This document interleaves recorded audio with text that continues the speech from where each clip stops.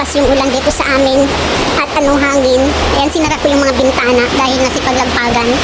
Ayan guys, oh. Kahapon pa ito. Ano bang tawag sa bagyo? Gising? Gising ba yun? Gising? Gising yata. Yan. So, dito sa amin, kuran ba? Naku, Lord. Ayan guys, so nakakatakot yung niyog. Ayan, patuya-tuya yung niyog. Gusto ko. Ayan, Lord. Pagkatapos nito, magbaka na naman. Dahil napakalakas ng ulan sa bukid. Ayun yung ilog.